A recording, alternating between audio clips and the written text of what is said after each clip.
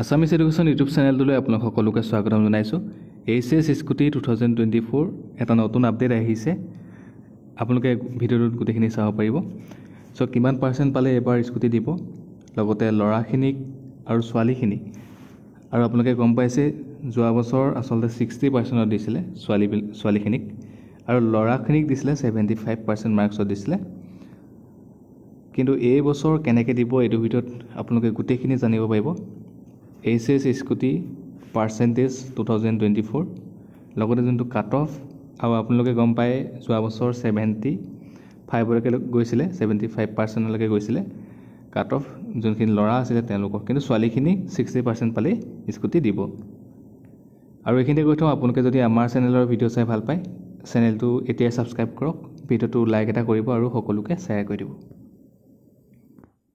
নতুন এটা আপডেট আহি পৰিছে এইবছৰ যোনটো আচলতে কিমান পাৰ্চেণ্টত দিব সেইটোৰ ওপৰত।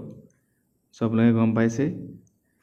এতিয়া যদি চাই তেতিয়াহ'লে এটা উল্লেখ কৰা আছে যে the state government Assam has launch the Pragyan Bharati scooty scheme 2024 which will be deliver a free mode of transport to eligible students. Under this scheme, good condition scooty is given to the student having 60% marks for girls and 75% for boys in ACS final exam as per the last year rule. So যোৱা বছৰ যোনটো ৰুলত দিছিলে আচলতে সেইটো ৰুলতে দিব এই বছৰ। আপোনালোকে কোনো ধৰণৰ চিন্তা কৰিব নালাগে। ছোৱালীখিনিৰ কাৰণে 60%, ছোৱালীখিনি পাবই 100%। আৰু কিন্তু ল'ৰাখিনিৰ কাৰণে আচলতে এবাৰ কিমান কাট অফ যায় সেইটো আচলতে নতুন আপডেট যেতিয়া আহিব তেতিয়াহে আমি ধৰিব পাৰিম। কিন্তু ল'ৰাখিনিও এবাৰ 75%তে দিব, কোনো ধৰণৰ চিন্তা কৰিব নালাগে। কাৰণ ৰুলটো যোনটো স্কিম হয় সেই স্কিমটো আচলতে চেঞ্জ হৈ নাথাকে কেতিয়াও।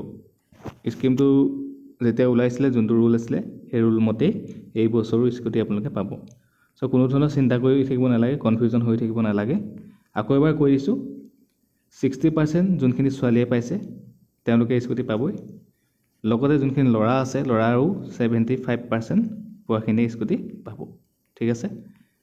চ' ভিডিঅ'টো সকলোকে শ্বেয়াৰ কৰি দিব।